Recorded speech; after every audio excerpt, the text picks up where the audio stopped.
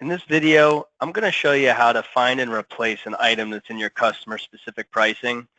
There's a variety of reasons that we need to change our item names from time to time or replace them.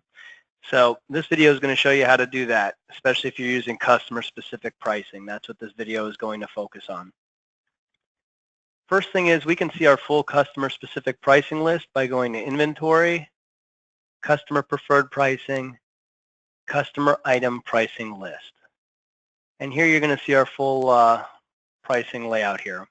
I'm going to sort by one of my item names. So first thing is, if you want to see how many you've got for an item, just type in the item name right here and sort that. You'll notice that I have 4 customers with this notes item, and they all have different prices. So if I want to replace notes with another one of my items, this is how we're going to do it. Along the top, we're going to go to Inventory, Customer Preferred Pricing, Find, Replace, or Add an Item to Customer Pricing. Once you're on this list, we're going to use the top area. It's going to ask you to select the item to replace. So I was using the notes item, and then I'm going to replace it with item 1. You have 2 options here. The first one is keep the existing price. So you're saying just replace the item, but keep the same price that we already have set. And the other one is to use the add item sales price. If you select that, you're telling the system, use the physical price of this item that we have set from QuickBooks. So it will no longer be customer specific. So more than likely, you're going to want to leave it the same, keep replaced items. So I'm going to hit run. It's going to ask if you'd like to post this, run this. Yes, I would. And then it's going to tell you you're complete. So now I should no longer see any notes items on that customer preferred pricing. I will see the item 1 instead. And if we go to Inventory, Customer Preferred Pricing, Customer Item Pricing List, we'll notice that we no longer see the notes item in here. And we do have more item 1s. They kept the same pricing. So everything's good here. We've now replaced all those items in our customer specific pricing and kept the same price.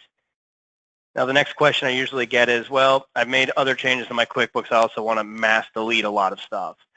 Unfortunately, that is not so easy.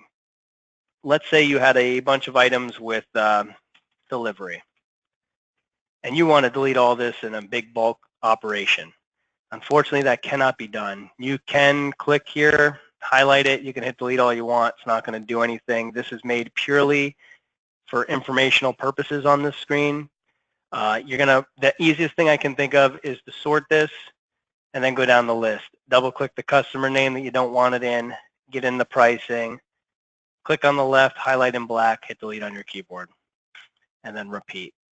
Same thing, if I have another one here, I can double click on Alfonso's Pizza, click on pricing, highlight it in black, hit delete on my keyboard, and then yes to confirm that. Unfortunately, that's the only way to delete. You cannot delete in mass like that. We've done that on purpose so people don't blow away their entire customer item pricing list. We've seen that in the past. So either way, hopefully that helps you out. Have a great day.